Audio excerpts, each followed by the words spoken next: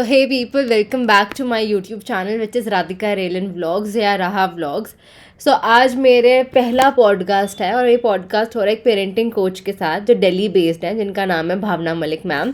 अब वो ना हमारे मम्मी पापा से बहुत क्वेश्चंस पूछती हैं, तो हमने सोचा कि हम भी अब पेरेंटिंग कोच से क्वेश्चन पूछे कि जो वो हमारे मम्मी पापा से पूछ रही हैं, तो हम भी उनसे पूछेंगे कि हाँ भाई बताओ क्या है चीज़ें। तो पहले भावना मैम आपका बहुत बड़ा वेलकम, बहुत अच्छा लगा हमें आप पहली बार हमारे पॉडकास्ट चैनल पे आए हो। ये पहला पॉडकास्ट है, ऑफिशियल पॉडकास्ट जो हम आपके साथ कर रहे हैं। तो सबसे पहले चीज़ मैं ये पूछूंगी भावना मैम कि आपको कहाँ से इंस्पिरेशन मिली पेरेंटिंग कोच बनने की? बेसिकली मैं हरियाणा बेस्ड सोनीपत से हूँ और मेरी मैरिज जो है दिल्ली में हुई। तो दिल्ली बिग सिटी और स्मॉल टाउन का ना बहुत डिफरेंस होता है। वहाँ हम किस तरीके से हमारी जर्नी चली, फिर हम जब दिल्ली में आए तो हमारी जर्नी किस तरीके की थी, एकदम से टोटली डिफरेंट थी हमारी जर्नी। तो दिल्ली में मैंने बहुत नई चीजें देखी, यहाँ का पेरेंटिंग स्टाइल देखा, रहना सहना देखा कि किस तरीके से लोगों की फास्ट लाइफ है जो कि हमारे सोनीपत से काफी कंपैरिजन में स्लो थी। तो मैंने यहीं से ही अपने 1 साल बाद अपने अंदर ये मेरे मन में आया कि मैं काउंसलिंग के लिए अपना काम स्टार्ट करूंगी, एज ए करियर स्टार्ट करूंगी। तो मैंने इसको अपना प्रोफाइल बनाया और मैंने कई बच्चों को इसमें गाइडेंस भी दी और आज तक मैं उस गाइडेंस को दे रही हूँ। आपका जो पहला सेशन था, आपको याद है कि आपका पहला पेरेंटिंग सेशन किसका था, कौन थे या फिर कौन से एज ग्रुप के बंदे आए थे और कैसा रहा? मेरे पास सबसे पहले एक 9th क्लास की लड़की और 7th क्लास का, दोनों सिबलिंग थे और हमारे नेबर ही थे, साथ वाली सोसाइटी से ही आए थे। और सुकृति प्रतीक, उनको मैं कभी नहीं भूलती, वो मेरे पहले ही 2 स्टूडेंट थे जिन्होंने हमारे घर में एंटर किया था और वहां से फिर मेरी ये जर्नी जो है स्टार्ट हुई थी। आज भी वो मेरे साथ टच में है और मैं उनको जरूर याद करती हूँ। और उनकी मदर ने आपको कांटेक्ट करा था या फिर बच्चों ने कांटेक्ट करा था? उनकी मदर ने कांटेक्ट किया था। उनके फादर एक्चुअली नेवी में काम करते थे, तो कुछ टाइम के लिए, जैसे होता है ना 2-3 महीने के लिए आना, फिर बहुत टाइम तक शिप पे रहना, तो वो आए हुए थे। उन्होंने मेरा जो चार्ट पेपर था किसी स्टेशनरी की शॉप पर देखा था। अच्छा। तब मैंने काम अपना ऐसे स्टार्ट किया था।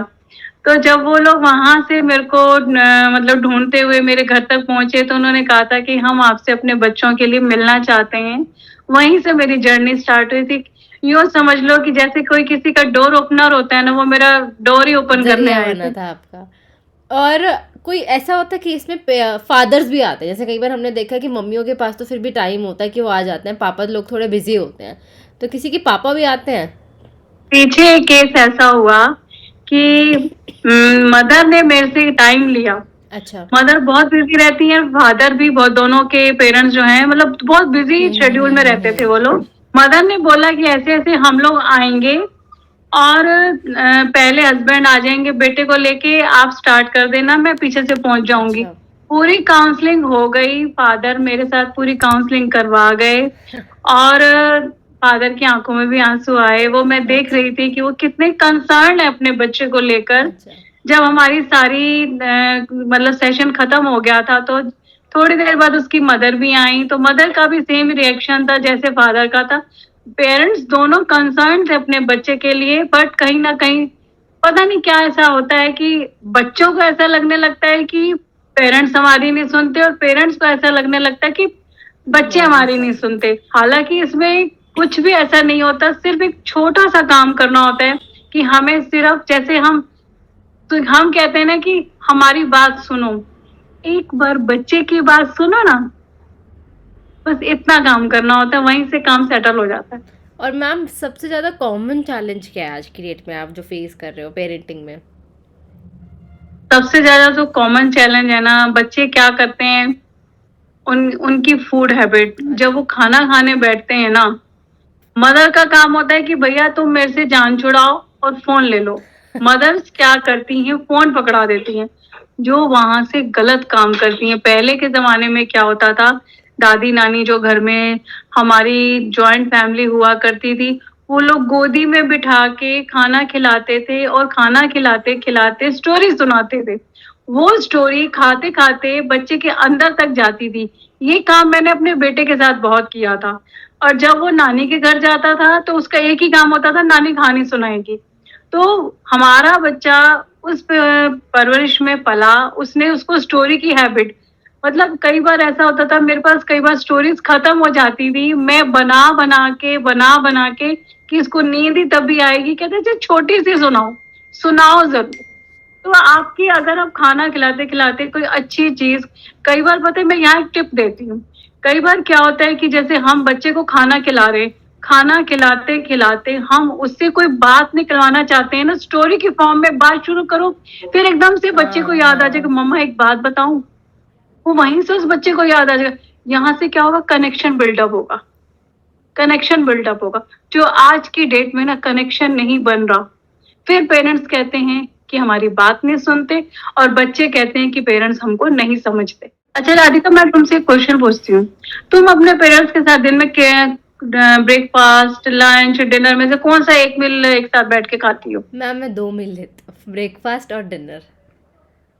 Very good. Thank you. कहीं ना कहीं फैमिली में आज भी जिन घरों में ये चीज चल रही है ना, तो वहां पर ऐसी कोई दिक्कत नहीं है, लेकिन जहाँ टाइम ही नहीं है, आपके हेल्पर्स के साथ न्यूक्लियर फैमिलीज होती जा रही हैं, तो आप हेल्पर्स पे डिपेंडेंट हो चुके हो, हाँ जी। कैमरे घर में लगे हुए हैं, वहीं से आप इंस्ट्रक्शंस देते रहते हो, बच्चे को ये दे दे, बच्चे को वो दे दे, हमें सब दिख रहा है, हम अपना भी काम कर रहे हैं, बच्चे भी अपनी लाइफ एंजॉय कर। एक केस मैं आपको बताती हूँ कि एक फैमिली के घर में 8-8 कैमरे लगे हुए थे। अच्छा। तो वो कहती है कि मैं तो पूरा का पूरा हैंडल करती हूँ, मैं अपने काम में भी बिजी रहती हूँ, बच्चे भी बिजी रहते हैं, जिस दिन बच्चे मुझे घर देख लेना तो वो कहते हैं मम्मा आज काम पे नहीं जाना। तो ये डिफरेंस देखो ना आप कि हेल्पर्स जो हैं आपकी मदर का रोल निभा रही हैं, कई बार ये ठीक भी नहीं होता। ये भी है, मेरे तो पापा ने आदत डाल रखी है, उनको होता है कि वो मेरे को प्यार से राधे बोलते हैं कि राधे खाना खाने आ जा, डिनर कर ले। तो 8:30 बजे डॉट मुझे उनके साथ प्लेट लेके डिनर करना होता है, और यही चीज़ रहती है कि मैं उन्हीं के रूम में बैठ के डिनर करती हूँ, चाहे वो करें या ना करें, उनके आगे खाना खाओ। मैं अब यहाँ एक छोटा सा मैं आपको एग्जांपल बताती हूँ कि जैसे किसी गैदरिंग में हमको किसी मैरिज में किसी फंक्शन में जाना है, हाँ जी। वहां पर सबसे पहले जो टॉडलर होते हैं, हाँ मदर फटाफट लॉक लगा रही हैं, सारी लाइट्स ऑफ कर रहे हैं एकदम, और बार बार मदर तैयार होने से पहले, बच्चों को कपड़े पहनाने से पहले, कि पॉटी आया, सुसु आया, हो गया, जैसे ही कार में बैठेंगे मम्मा पॉटी आई है, वो बच्चे का एकदम से साइकोलॉजिकल माइंड बैठा हुआ है कि कहीं जाने से पहले उसको एक बार वॉशरूम जाना ही जाना है। अब जब वो किसी फंक्शन में जाते हैं, फंक्शन में जाकर आप देखोगे मदर्स अपनी पेरेंट्स अपने रिलेटिव्स के साथ फ्रेंड सर्कल में एंजॉय कर रहे हैं, वहां क्या होगा, बच्चा मोबाइल लेके बैठा हुआ है। अरे मोबाइल को आपको अपने पर्स में रखो, बच्चा वहां पे जिस एंजॉय कराने लेके गए हो ना, इंटरेक्ट वहां करें पे एंजॉय एटलीस्ट। करो। डांस में बिजी हो रहे हैं, अगर आप डांस कर रहे हो तो बच्चे को भी इन्वॉल्व करो, या अगर कजन्स के बच्चे हैं तो उनकी एज ग्रुप में बच्चों को वहां पे इन्वॉल्व करो, रादर देन मोबाइल देने के।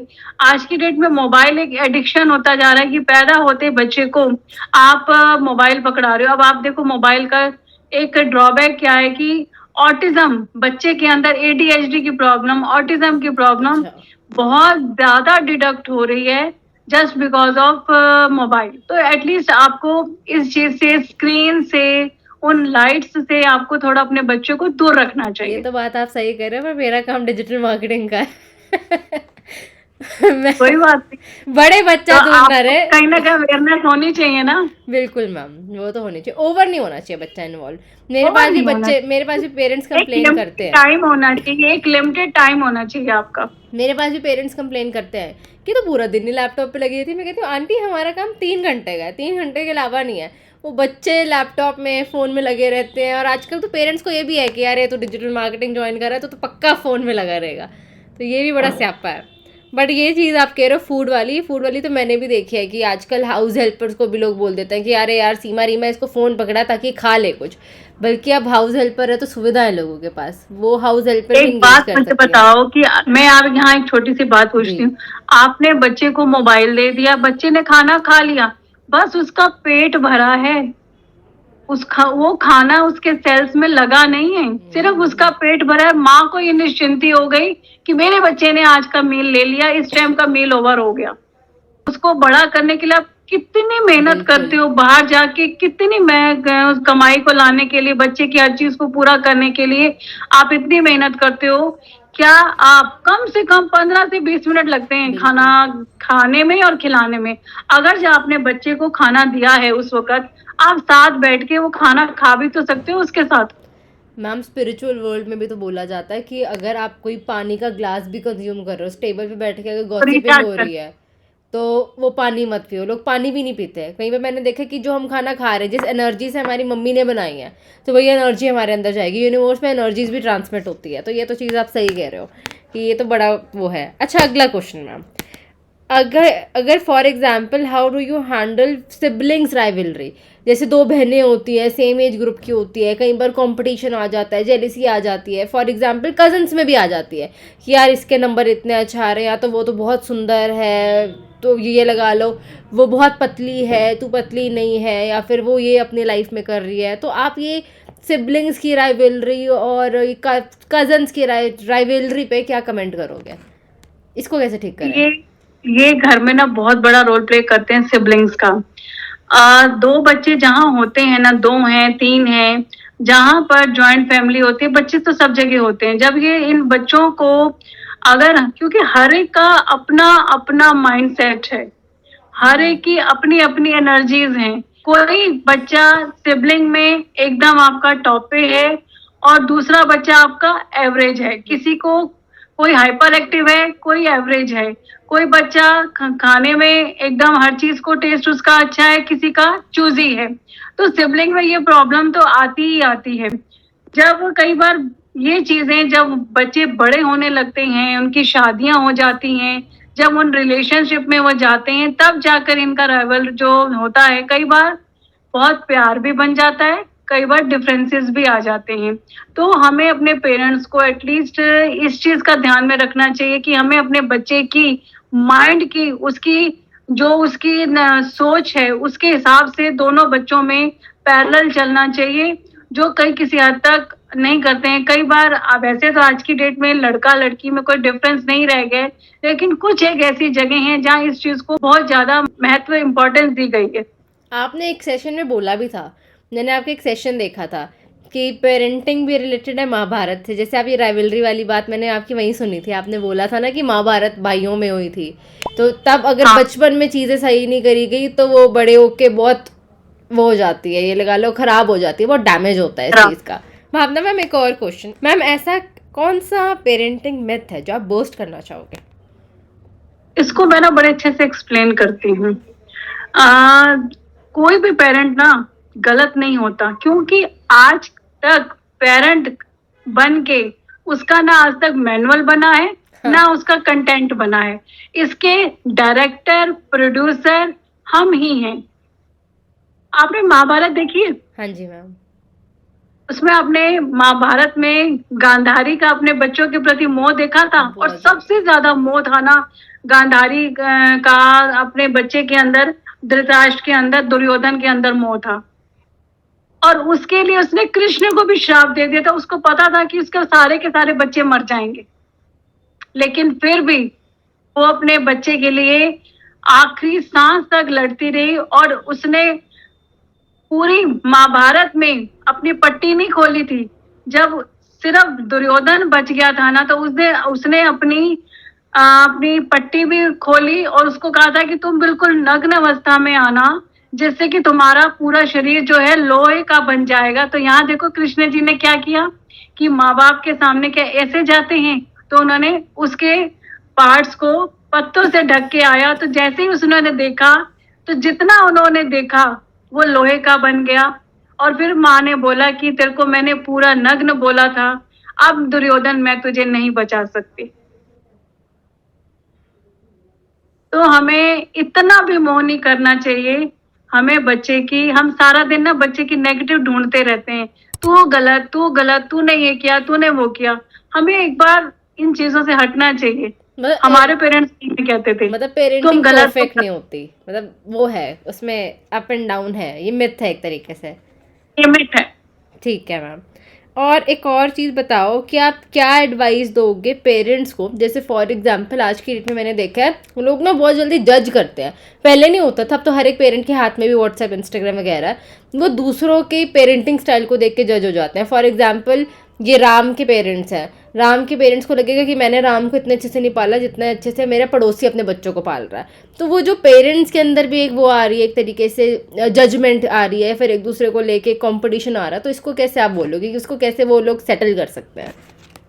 जब भी हम किसी अपने बच्चे के कभी जैसे रिजल्ट आता है कि मैं ये मेरे बच्चे के 92%, हर एक के घर में शर्मा जी का बेटा तो एंटर हो ही जाता है। शर्मा जी का बेटा देखा, उसके 92% आए हैं। तेरे नहीं तू आए। क्या करता है? तू क्या करता है?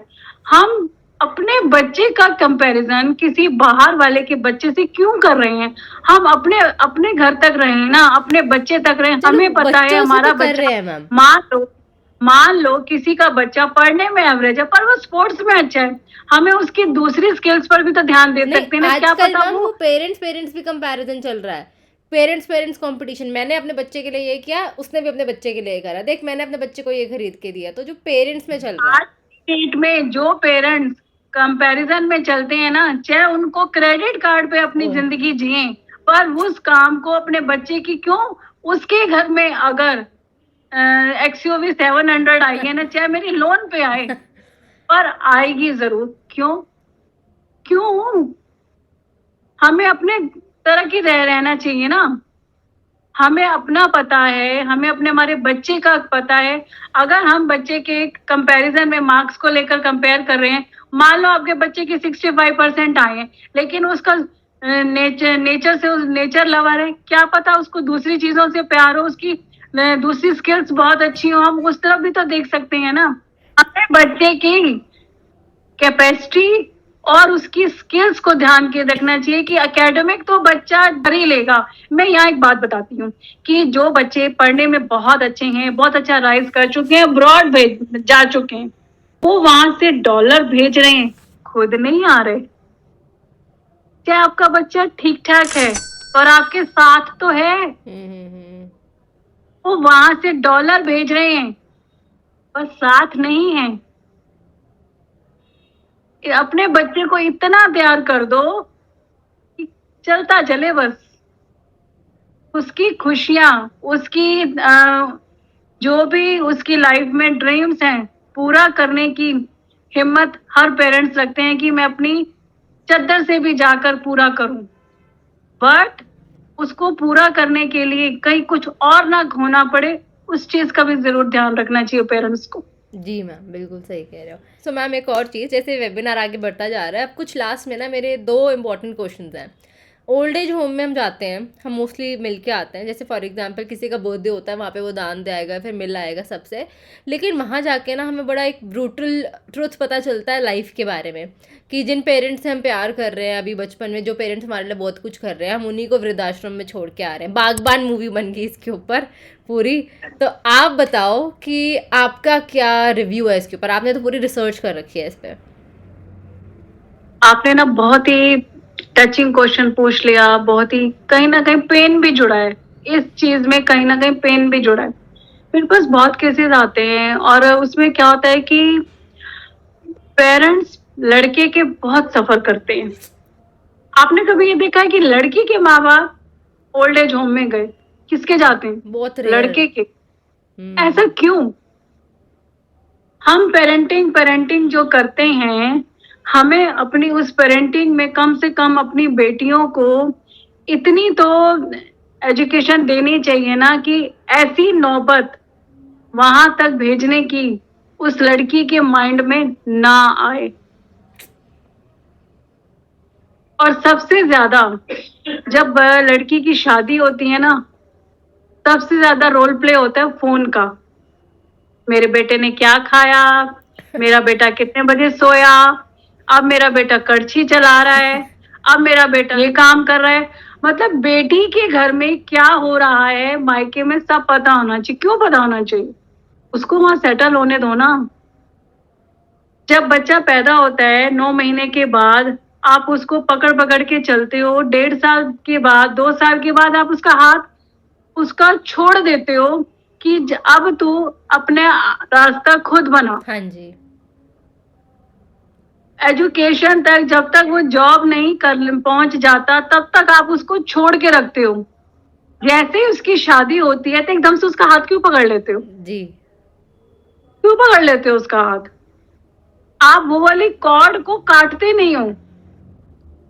कॉर्ड ना माँ की 2 बार कटती है, एक 9 महीने के बाद और जब बच्चे की शादी होती है। उस कॉर्ड को कटना बहुत जरूरी है, नहीं तो ये ओल्ड एज होम भरते जाएंगे।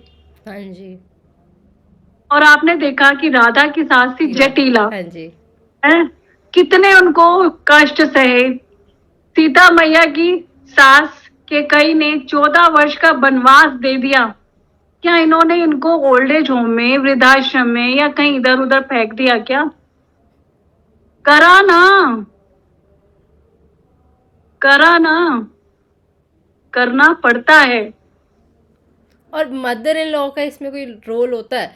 जैसे ना फॉर एग्जांपल हम स्क्रॉल करते हैं पेजेस को, बहुत सारे लोगों ने क्या कर रखा है, बहुत सारे इन्फ्लुएंसर्स अब आगे आ गए हैं कि उनका अगर डाइवोर्स होता है तो वो उस फैमिली को बहुत ज़्यादा नेगेटिव पोर्ट्रे कर देते हैं कि मदर इन लॉ खुश नहीं रहती, फादर इन लॉ ये स्यापा फलाना ढमकाना। दो होता भी होगा, बट आपका क्या कमेंट है? मैं आपको ना यहाँ एक 2 चीजों से क्लियर करती हूँ। बिलीव्स ना 2 तरीके के होते हैं, एक यूनिवर्सल और एक जनरलाइजेशन। जी। अब यूनिवर्सल बिलीफ में क्या होता है ना कि सूरज जो है पूरब से उगता है और पश्चिम में छिपता है। हाँ। ये यूनिवर्सल ट्रुथ है।